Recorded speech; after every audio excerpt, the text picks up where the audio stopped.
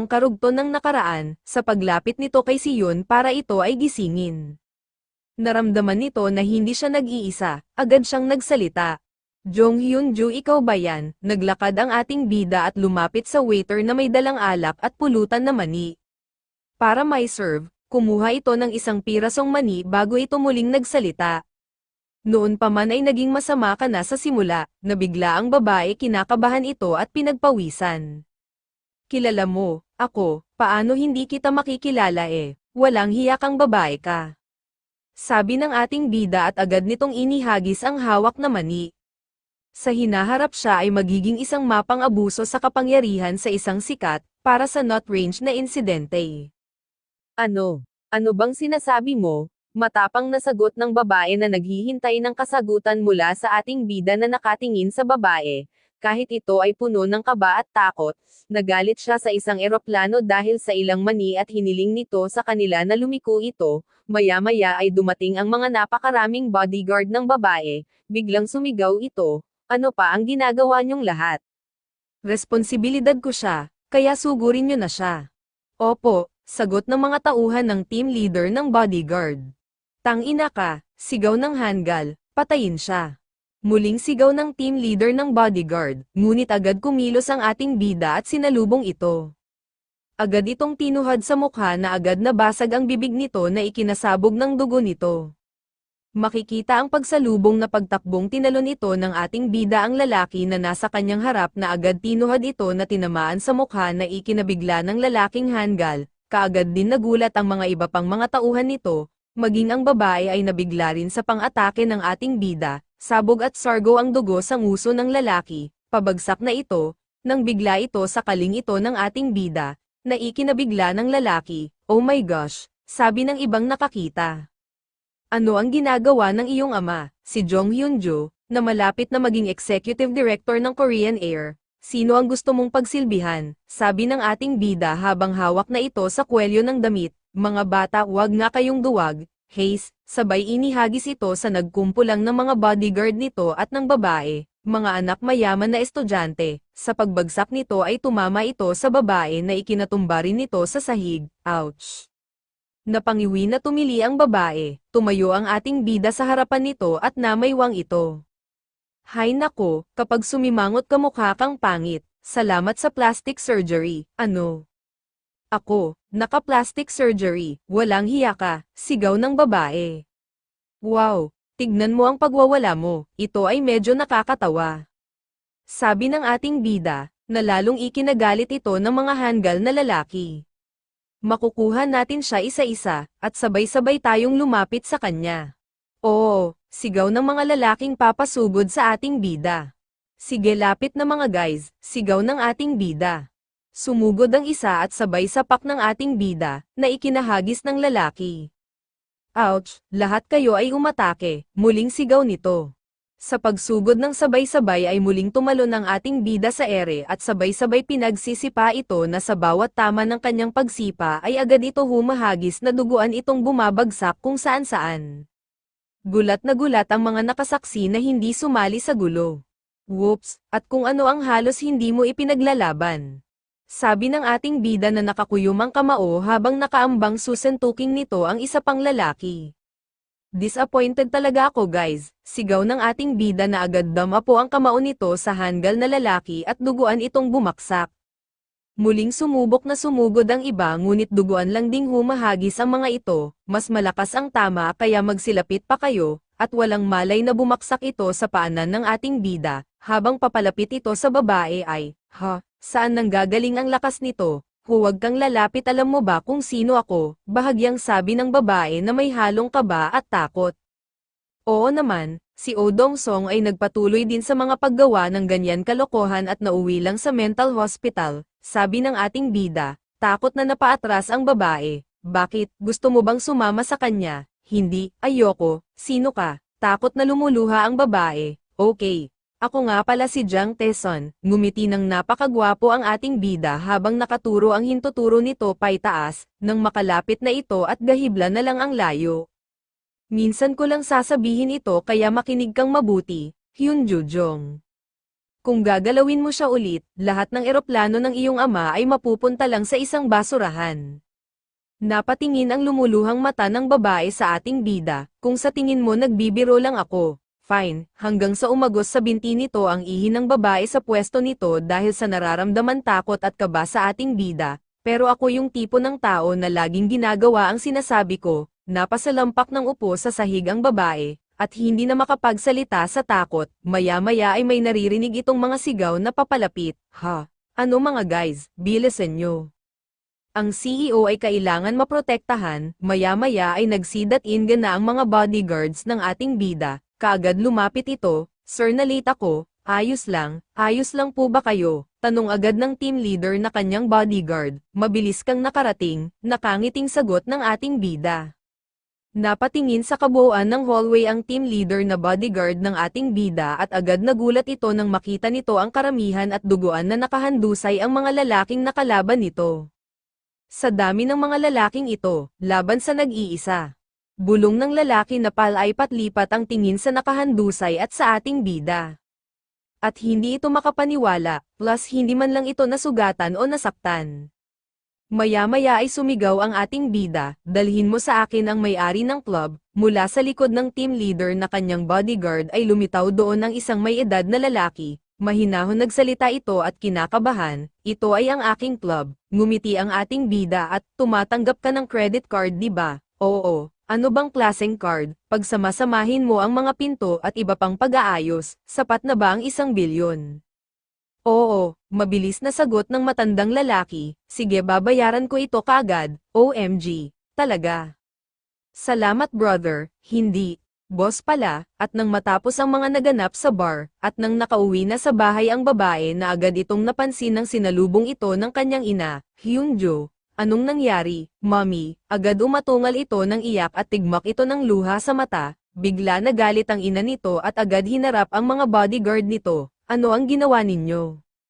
Bakit ganito si Hyunjo? Sino ang gumawa nito? Nang hindi agad sumagot ang bodyguard ay lalong nag-init ang ulo nito at lalong sumigaw. Sino ang gagawang gumawa nito sa anak ko? Anong nangyari sabihin niyo sa akin? Team leader yang ipaliwanag mo ito, paano mo prinotektahan ang anak ko at naging ganito siya, hindi makasagot ang dalawang bodyguards na kayuko lang ito. Magsalita kayo mga gagawang aso, sinong baliw ang gumawa nito? Agad dinampot ang mga throw pillow at binato ito sa dalawang lalaki. Pero hindi pa rin sumagot ang dalawang lalaki. At lalong lang naggalaiti ito sa galit, nasaan ang tarantado na yon?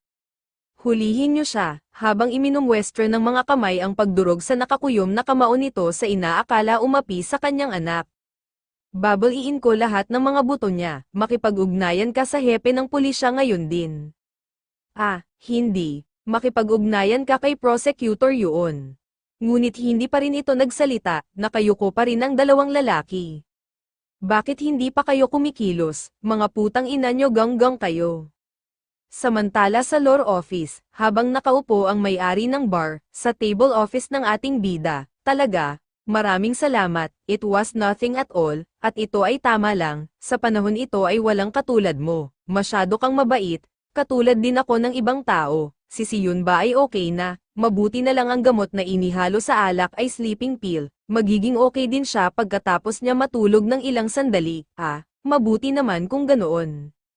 Masyado kasi akong naging busy lately kaya hindi ko nabigyan ng pansin ang mga dapat, napatingin ng ating bida, nga pala gusto mo ba ng inumin, ngumiti ang lalaki at, nagdulot ako ng maraming problema sa'yo, please don't worry, napakagalang mo, sabi ng matandang lalaki, pero parang may kakaiba sa mukha niya, nasa kanyang ilong ang tulay, at kailangan mo bigyan pansin o kung hindi mo mamimiss mo ito.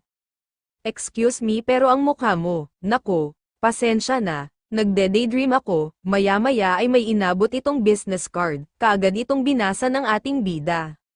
Si Yun Biotek, bahagyang napalaki ang mata nito, OMG bulong nito, muling pinasadahan ng tingin ang business card, ang visionary na nanaig sa Kosdaq at pumasok sa Kospi, muling bulong nito, isang pandaigdigan komprehensibong kumpanya ng biotechnology na may market capitalization na 100 trillion won sa 2020, napanganga ito at hindi makapaniwala ang halaga o bahagi sa stock ng kumpanya. Samantala, sa taon 2020 bago ako namatay, komprehensibong paggamot sa influenza at paggamot sa colon cancer at inilabas pagkatapos makumpleto ang mga clinical na pagsubok, ang visionary na nag-iwan ng marka sa Korean pharmaceutical company. Oh Jong-suk, ngumiti ang matandang may-ari ng bar, bago muling nagsalita, alam mo ba ang kumpanya namin, nag-mergent ka ba dahil sa investment issues? Tanong ng ating bida, ano, hindi. Paano mo, iyan ay isang top secret, nagulat na sabi ng matandang lalaki, ang trabaho ko ay investment, at may mga narinig akong chismis. Bahagyang ngiti nito, sir, pwede po bang ipagpaliban ng kaunti ang merge, at isang henyo na may kamalasan na mock-it out dahil lahat ng talento at patent niya ay pag-aari ng kumpanya, CEO na si Jong-suk, ang pagsasanib, gulat na sabi ng matandang lalaki, at gusto kong itigil ito, sabi sa isipan ng ating bida, alam mo ba ang An Group, kung ano ang nakuha? Oo alam ko, hindi ba ito binili ng American Investment Company? Sinabi ko sa kanila na gawin yun, hindi naman sa pagmamayabang pero medyo sikat ang American friend ko. Ang pangalan niya ay si Robert Ryan, kilala ko si Robert Ryan. Hindi ba siya yung investment genius ng Wall Street? Kulang ka ba sa pondo para sa pagbuo ng mga bagong gamot? Ang aking kumpanya ay mag-i-invest ng $50 billion won, at 40% ang taya at permanenteng ginagarantiya ko ang mga karapatan sa pamamahala. Nagulat ang matandang lalaki, bakit ang laki? Dahil ang 50 million na iyon ay magiging 10 trillion, bulong ng ating bida sa kanyang sarili, ito ay magiging mahirap. Bukas na ang contract signing day, at gusto ko ang mga kondisyon bagaman. Hindi natin kayang sirain ang tiwalang binuo natin. At mayroon ding itong penalty, sabi ng matanda. Magbabayad tayo ng 10 billion para sa penalty. Sapat na iyon para sa iyong pagsusumikap, no? Bakit ka magtitiwala sa kumpanya namin? Maya-maya ay biglang pumasok ang babaeng si Sion na kasalukuyan ng nagising. Daddy, papasok na ako, nagulat naman ang dalawa sa pagpasok ng babae. Sion, okay ka lang ba? May masakit ba sa'yo? Okay ba ang iyong memorya? Okay lang, ayos lang po ako, sagot ng babae, mabuti naman, at natutuwa ako, si Jang Tae-san ay nandito. Tumingin ang babae bago ito nagsalita muli, gusto ko siya, nabiglang sagot ng matandang lalaki, at namula naman ang ating bida na parang napahiya sa pagtatapat ng babae. Daddy, if you trust me, trust Jang, okay lang ba kung ibigay mo na sa akin ng maaga ang bahagi ng aking mana? Nabiglang sabi ng matandang lalaki, wala na akong iba pang kailangan, si Sion, bigkas ng ating bida. Sion, mahinang bigkas ng matandang lalaki, na-touch naman ang ating bida sa sinabi ng babae. Ang isang babaeng katulad mo, bakit ba napakagaling mo ngayon? Nakapikit nitong bulong, sabay nag-thumbs up ng daliri. Kinabukasan, sa isang opisina nakatanggap ito ng tawag mula sa telepono at agad naman itong sinagot, Inspector, may favor ako na gusto ko itanong, please speak madam. Ito ay, sa pag-atake sa aking bunsong anak, siya ay inatake, sino? Tanong ng inspector, ito ay isang terrible situation. Sabihin mo agad sa akin ang kanyang pangalan, at dudurugin ko sila kaagad. Ipapadala ko kaagad ang impormasyon sa lalong madaling panahon, kailangan ko silang matanong ng mabilis, okay. Kunin mo na para walang problema sa lahat, napakagulo ng pamilyang ito, bulong ng inspector. Nagtitiwala ako sa'yo, inaasahan ko ang mabuting balita sa lalong madaling panahon, sabi ng nasa kabilang linya, okay, hindi kita bibiguin, matapos may baba ang telepono. Magsisimula na naman ng gulo ang masungit na babaeng iyon. Hindi ko alam kung sino siya pero masama ang pakiramdam ko. Sobrang sama talaga, maya-maya ay tumunog ang cellphone nito mula sa isang text message, agad itong binuksan. Naipadala na, sabi ng inspector, parang narinig ko na ang pangalang ito. Samantala, sa lore office, si Yun Biotech. Ito ba ay pagawaan ng gamot? Nakangiting sagot ni Lawyer Joe. Hindi. Tungkol dyan, we are promising sa bagong kumpanya sa pagpapaunlad ng gamot. Prosecutor lang ako pero, bakit may pangako? Ito ay isa pang generic na kumpanya ng gamot. Grabe ang katalinuhan ng lalaking ito sa pag-i-invest, bulong ni Lawyer Joe. Tignan mong mabuti ang report na ito. Note, ang kakayahan gumawa ng mahusay na panghuhusga at mabilis na pagpapasya, karaniwan sa isang partikular na domain. Agad naman binasa ni Lawyer Joe ang report. Last year the FDA opened Asia's first animal cell culture drug production facility, ay naaprobado na daw. Hihihi, this time mali ka CEO Jiang, alam ko ito dahil pinangasiwaan ko ang ilang mga kaso tulad nito noong ako ay isang prosecutor. Neutral development all that. Wow, ipinantay ni Lawyer Joe ang kanyang mukha sa mukha ng ating bida nang nakatawa. Malapit na maisapubliko ang kumpanyang ito. Oo, sagot ng ating bida na proud nang nakatawa. Tignan mo kung ano, sa tingin mo ang susunod na hakbang ay, magsisimula na ang unang clinical trial laban sa cancer, pinapayagan na ng mga sikat na institusyon para sa eksperimento, pagkatapos tumaas ang bulubulungan sa presyo ng stocks, ang mga langgam na nakakaalam ng anumang bagay ay dumagsa na sa isang kasinungalingan, haha. Kung mayroon kang pocket money be sure na mag-invest ka. Kahit hindi ka table pwede ka pa ring yumaman. Sagot ng ating bida, okay, pero hahayaan kitang hawakan iyan. At malugod kung kukunin ang mga pine needles na ibinigay mo sa akin. Note, ang mga pine needles ay nangangahulugan ng birtud at karangalan sa Korea kasama ng mahabang buhay at karunungan. Maya-maya ay tumunog ang cellphone ni Lawyer Joe, na agad naman itong sinagot. Anong problema Manager Nam? Ano, yung mga lalaki sa 8th side ay kumuha ng move. Si Diho yun ang prosecutor, at galing ito sa Korean group. Ano, sigaw ni Lawyer Joe, tapos ay tumingin ito sa ating bida. Agad naman nagpatay mali siya ang ating bida at isinenyas ang mga kamay sa ere at nagtanong, bakit, I got it, stay in touch, kumuha ka ng pagkain at pag-usapan natin ito, okay, pagkatapos ay ini-off nito ang kanyang cellphone, CEO Jiang, ulit, no, wala akong ginawang mali, sagot ng ating bida, kailan ka nakasama sa grupong ito, hindi mo ba alam na si Madam ay tinatawag na asong baliw? Bahagyang ngumiti ito at nagkakamot ng ulo, syempre hindi ko alam. Pero, alam kong hindi rin biro ang anak niya, nako, baliw ka ba? Ang Deputy Chief ng Eastern District Prosecutor's Office ay nangongolekta ng impormasyon tungkol sa iyo, ang Deputy Chief Prosecutor na si Yoo Dae-ho, siya ay isang dating Korean Group Scholarship recipient at may isang matyaga at magaspang na personalidad, also. Siya ay isang perpektong guard dog, siya ay napakahirap pakitunguhan, at sila ay napaka-stock sa kanilang mga paraan. Attorney Joe, stay put ka lang, at hindi mo kailangan lumapit doon. Okay, ano, bahagyang ng laki ang mata ni Lawyer Joe na nagtataka ito, wala ka bang nakuha para lang sa mga araw na ganito, ha? Tinignan ni Lawyer Joe ang ating bida at nagtataka itong napaisip, sa totoo lang. Hindi ko maisip iyon, si Dekyon ay perpekto sa ganitong klase ng trabaho. Lumipas ang mga araw, mula sa isang mataas na bundok at tahimik na lugar. Tulad ng inaasahan ko, ang ganda ng lugar na ito, kasalukuyan nag-e-ensayo ang ating bida. Nakakapagtaka lang, kumusta na kaya si Brother Nova, bulong nito, habang iniikot ang mga paa nito na kunwari ay mayroon kalaban. At kailangan kong matutunan ng ilang sa kanyang pinakabagong mga techniques, muling bulong nito, at agad sumuntok ito sa hangin na akala mo ay nandoon ang kanyang kalaban, dahil hindi na ako ang dating musmos na bachelor, pwede ko ba siyang tawagan, pagkatapos ng lahat ng oras na ito. Muling bulong ng ating bida, maya-maya ay nagsalita ito, Brother Nova nandyan ka ba, pwede ba tayong magkita ngayon, bigla nagsalita ang boses. Masyadong mababa ang level para makatawag ng Diyos mula sa ibang dimensyon, bahagyang napasigaw ang ating bida, ano, ang level ko ay mababa na. Hindi.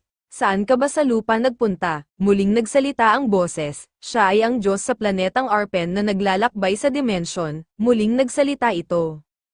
Mangolekta ng mga puntos upang maglakbay sa dimensyon, ano? Anong sabi mo? Siya ay Diyos sa planetang Arpen, sigaw nito habang nakatingala, muling nagsalita ang boses, otomatikong naghahanap siya ng mga pinakakatulad ng Diyos, habang nakatingala ang ating bida na nagtataka ito. Nakatagpo na ng Diyos, muling sabi ng boses, habang nakatayo ang ating bida sa tuktok ng bato at nakatingala, ay nagliwanag ito, at sinakop ang ating bida ng liwanag mula sa itaas ng langit. Sana ay magkaroon ka ng magandang pagpupulong, muling sabi ng boses, samantala sa paglipas ng oras. Pinatawag mo daw ako Chief Prosecutor. Maupo ka. Marami ka bang ginagawa sa mga araw na ito? No, actually ay okay lang ako. Okay. Dapat nga ba na okay ka na? So, I guess so. Ano ba yun? Kakaiba ito bulong ng prosecutor. Sir, kung nagkamali ako, ngunit hindi pa natatapos ang sinasabi nito nang muling magsalita ito. Hoy, baliw kang bastard ka. No way, sagot na nagtatakang prosecutor. Nakuha mo na ba ngayon? Stupid ong bobo ka, mahilig ka sa networking, pero hindi mo man lang naisip ang kalaban mo. Alam mo ba, na may limitasyon din ang Korean group directing. Kung nakapagtapos ka at galing ka sa walang kwenta mong pagkolehiyo, gamitin mo man lang yang utak mo, sigaw ng lalaking chief prosecutor, habang nakayuko ang prosecutor. Shit ka, bulong nito sa isipan habang minumura ang lalaki, dahil ba ito kay Jang Taesan? Nagtatanong ka pa, bakit hindi mo ba kilala ang demonyong bitch na yon? Kahit na ang Ministry of Justice Inspection Office ay nakipag-ugnayan na sa akin, halatang ibinulsa mo ng husto ang pera. Hindi ba, ikaw na bobo ka, nang liit ang prosecutor sa sinasabi ng kaharap na chief prosecutor na halos hiyain nito ang kanyang pagkatao, maya-maya ay inilapag nito ang isang folder na ikinagulat ng prosecutor. Gusto mo bang pumunta sa Tungyong branch office? O, hindi, chief prosecutor, ito po ay... Tang-ina ka, nang dahil sa'yo, bulong ng prosecutor, samantala, habang naglalakad. Ang ating bida sa damuhan, napahinto ito at sa nakita sa malapalasyong lugar, saan na naman ang lugar na ito, muling lumabas ang boses, nakapasok ka sa espasyo na kung saan naninirahan ang intermediate level na Diyos sa unang pagkakataon, o, intermediate level, sigaw ng ating bida. Muling nagsalita ang boses, dahil sa mababang antas ng mga puntos ay malaki ang ibinawas, pagbabawas ng puntos, muling sigaw ng ating bida, halatang panloloko ito, maling kumuha ng bayad sa pagpapakita ng isang tao sa paligid ng isang bahay. Hoy, hindi ito patas, ikaw ang unang nag-initiate ng automatic search, ito ay maliwanag na scam, sigaw ng ating bida, pero maya-maya ay huminahon ito, mabuti pa maging mahinahon tayo bilang isang tao. Kailangan ko makakuha ng maraming puntos, naramdaman ng ating bida na ang boses ay naroon pa, ngunit hindi ito nagsalita, darn it, sister, ang lamig, parang may naramdaman itong boses sa kanyang tabi, at naririnig ang sinasabi nito. Nako, saan ka ba humahawak, sister? Ang laki, sinasabi mong malaki, ano ba ang malaki? Bulong ng ating bida habang naririnig nito ang boses na naririnig niya na nag-uusap. Oh God. Agad lumingon ito at napalaki ang mga mata nito. Alpha Doc, isa kang magandang tao. Maya-maya ay humakbang ang mga paa nito. Ihatid mo ako sa tukso, at magpakita ka sa aking kaunting pananabik. Bulong ng ating bida. Lalala, ho, mula sa nakitang gate ay agad tinalon ito ng ating bida para makatawid sa loob ng palasyo. Bigyan mo naman ako ng lakas, bulong nito. Sa kanyang pagtawid ay napakapit ito sa mataas na bakod. Doon nagmamula ang mga ingay. Ano ang mga ito? Bulong muli nito. Nakita nito ang mga nagagandahan mga babae habang ito'y mga nag-uusap sa isang screen, isang hologram, bulong ng ating bida. Habang nakabitin na nakakapit ito sa baluster, ay napaisip ito. Screen na mga hologram sa halip na ito ay mga tunay. Habang nakatingin ito sa harap ng hologram ay bigla itong naglaho, na kanyang ipinagtataka, ito ay tunay na isang magandang panahon. Nagulat ang ating bida sa nagsalita mula sa kanyang likuran, muling tumingin ito sa pwesto ng hologram at muling tumingin sa kanyang likuran na palingon-lingon ng kanyang mukha. Bakit ganon? Bakit nawala? Nako, hindi yun, okay lang, wala naman masisisi sa pagtingin mo sa imaginary screen, ang nakita mo ay magkasintahan. Ako, ito noon, ako ay tao pa, at ito ang mga anino ng aking mga alaala, lahat ba sila, at saka bawat isa ba sa kanila? Sabi ng ating bida habang nakakapit pa rin ito sa baluster. Kung ipinanganak ang lalaki hindi ba't isang kagalakan ang magkaroon ng 1,000 asawa? Hey, ikaw ba talaga ang hari? Nag-invest ako ng 13 years para makumpleto ang palasyong ito. Ito ay itinayo ng isang kahanga-hanga at mas malaki kaysa sa isang templo para sa worksheet ng isang Diyos. Hindi. Sino ka ba talaga? Hindi mo ba alam ang kwento ng dalawang ina na may anak at kanya-kanya itong inangkin? 2 mothers for 1 baby, no way. Huwag mong sabihin nag-asawa ulit ang tatay mo. Oh, hindi ba? Kung hindi iyan, bigla nagulat ang ating bida nang magliwanag ang figura nito mula sa likod. Ha, so, ikaw, si Solomon, pasiga nitong bigkas ang pangalan ng lalaki, muling nagsalita ang boses, nakatagpo ka ng isang intermediate level na isang Diyos, at muli ulit ay nagsalita ang boses, inaalay mo ang iyong karma point sa Diyos na dating hari. Napaatras na paupo ang ating bida sa pagkabigla, hindi ito ay, hindi maaari maging totoo, si Solomon, hahaha, maaari ba tayong magsabay sandali sa paglalakad? Tumayo ito at sabay naglakad ito, pinaghirapan mo ang lahat, pagbati sa kamahalan, paggalang ng mga babaeng nakahilera. Ang aking ama at ina, ay nagkaroon ng affair, alam ko, sagot ng ating bida, at ang aking ina ay isang mangkukulam, isang mangkukulam, ulit ng ating bida. Malamang alam mo rin ang tungkol sa aking ama dahil sikat na sikat siya, ang bayani ng bansang ito na tinalo ang higanteng si Goliath sa pamamagitan lamang ng isang lambanog, ngunit siya ay isang napakatalinong tao. Ang haring si David, ng lalaki ang matang paliwanag ng ating bida. Ngunit nahulog siya sa isang relasyon, nabighani sa mapang-akit na mahika ng aking ina. Nalaman ko lang ang tungkol dito pagkatapos ko mag-aral ng mahika, talaga lang ha, mukhang hindi ito naitala sa ganoong paraan sa mga aklat ng kasaysayan, biro ng ating bida, nag-iwan ako ng mahiwagang libro na tinatawag na Solomon's Key, ang orihinal ay nananatili sa Museo ng Britanya, ngunit walang makapagbibigay ng kahulugan nito. At ito ang wika ng mga Anglo, ibang mga salita sa mundo, at mga sikretong salita.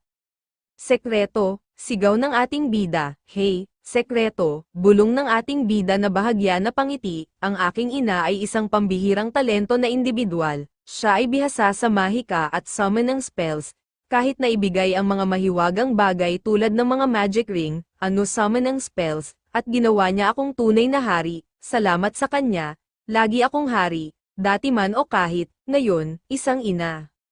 Madali lang ba kapag galing sa kaharian? No, hindi ganon. Paano mo nalaman? Iyan ay isang sekreto na ako lang ang nakakaalam, gulat na sabi ng lalaking si Solomon.